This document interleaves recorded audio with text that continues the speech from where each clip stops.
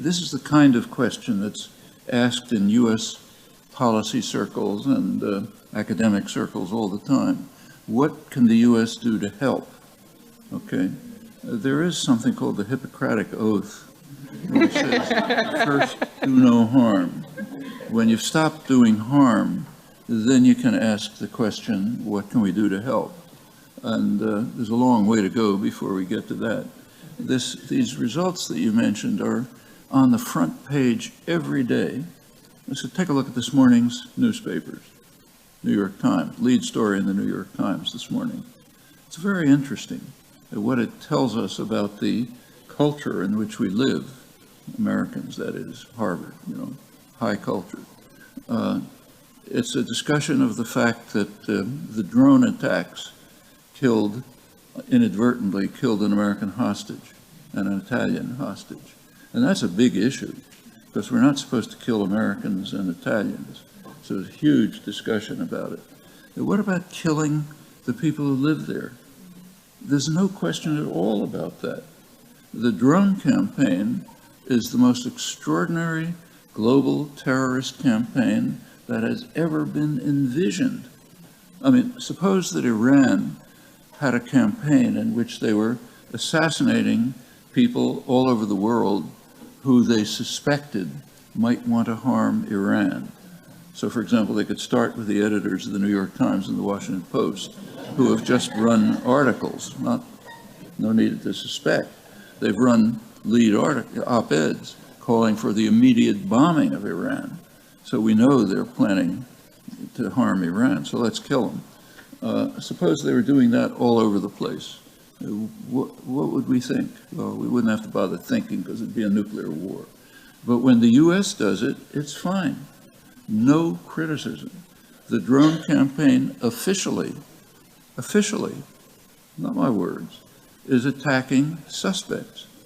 People suspected of maybe wanting to harm the United States someday. Obama's meetings, whatever they are, Tuesday morning meetings, decide who we're going to kill today, who is on our kill list, a suspect who we think might want to harm us. And this goes on without virtually no comment. The only comment is about killing an American, that's a problem, or what's called collateral damage. When you attack a village with a drone and you kill somebody and half a dozen other people standing around, they get killed too. That's collateral damage, and that's considered a kind of a problem. So there are studies of how much collateral damage there is, and that's not so good. But what about killing the suspects? I mean, this happens to be the 800th year of commemoration of Magna Carta. Its great contribution was was limited, but it established the principle of presumption of innocence, that a person cannot be harmed unless tried by had due process in a trial by peers. Now, this comes up in the discussions in this morning's Times, for example. There's a claim by the U.S. government that the suspects have due process because they are considered in the executive branch of the United States government. The United States government considers whether they're proper targets for assassination. So that's due process. That's the position of the U.S. government, the liberal Justice Department. And there is no comment about this. I mean, try to find it. It's just considered fine. If we want to kill anyone we suspect of maybe someday harming us, why shouldn't we? And this is considered really great because it doesn't put Americans at risk, just kills other people. So what could be better? Now, there is the problem of that you mentioned. It creates terrorists. It's a terrorist generating system. And that's very well known in high places, all kind of commentary about it.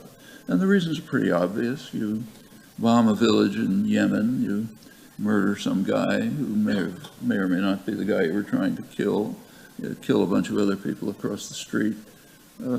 It inspires a desire for revenge. In fact, that's one of the reasons why the United States is the most feared country in the world, things like this.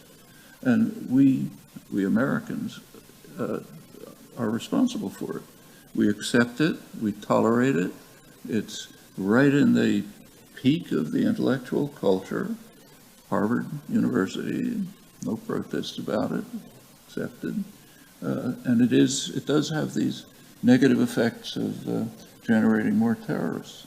In fact, if you look at the terror, so-called war on terror in the last 15 years, it began in a small tribal area in Pakistan on the Afghan border. It's now all over the world. What we call terrorism is spread all over the world. It's a wonderful success. You know, we've managed to magnify what we call terrorism, meaning what they do, not what we do, all over the world.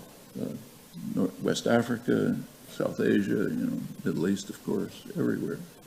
And the inability to perceive this is mind-boggling.